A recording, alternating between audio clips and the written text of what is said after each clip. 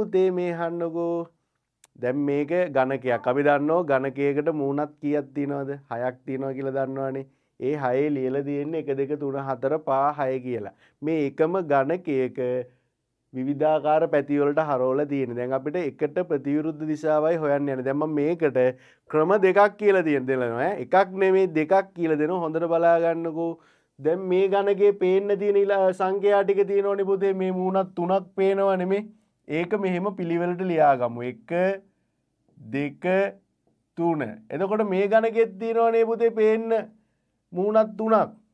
1 2 4 ඊට පස්සේ මේ ගණකෙත් තියෙනවා පේන්න මූණක් තුනක් නේ 1 5 4 කියලා ලියා ගන්නවා ඊට පස්සේ දැන් මෙන්න මේ යාබද සංඛ්‍යා යාබදේවයි දැන් මේකයි නෙමෙයි යාබදේවයි එක සමාන ඉලක්කම් අපි යා කරනවා මේ බලන්නකෝ 2ට 2 යා කරා 1ට 1 යා කරා එහෙනම් පුතේ 3ට ප්‍රතිවිරුද්ධ දිශාව තමයි දිශාවේ තියෙන ඉලක්කම 4.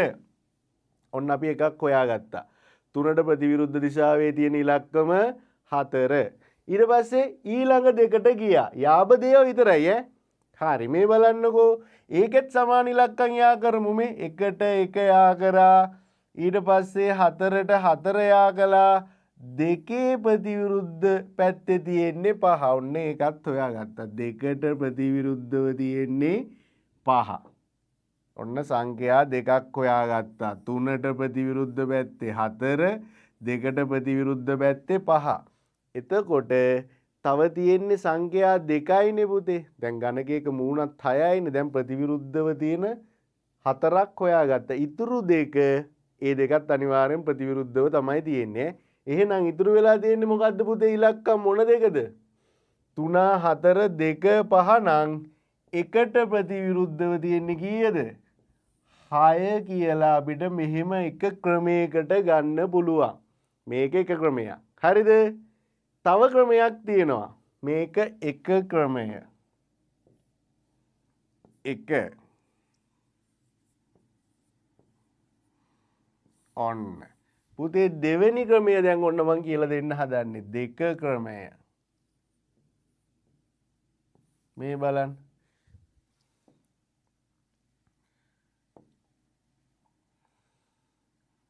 හරි.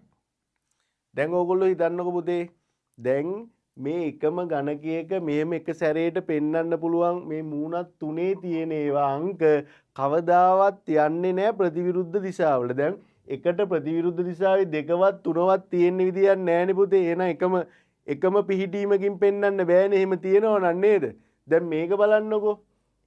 එකම ගණකේ 4ට ප්‍රතිවිරුද්ධව දෙක තියන්නත් බෑ, එක තියන්නත් බෑ. ඊට පස්සේ මේ බලන්නකෝ.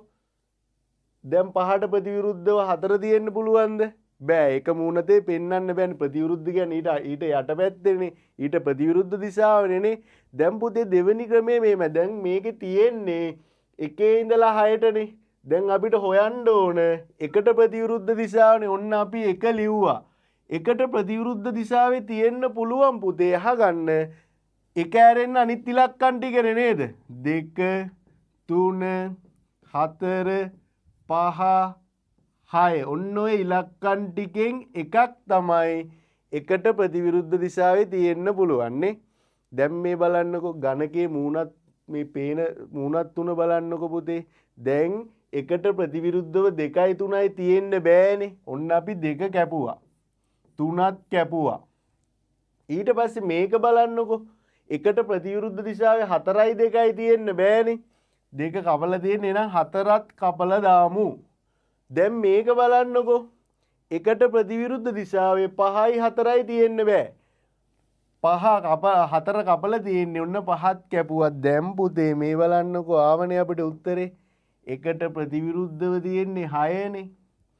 ඔන්න ඔහොම ඔය ක්‍රම දෙකටම ගණකයක ප්‍රතිවිරුද්ධ දිශා හොයන්න පුළුවන්.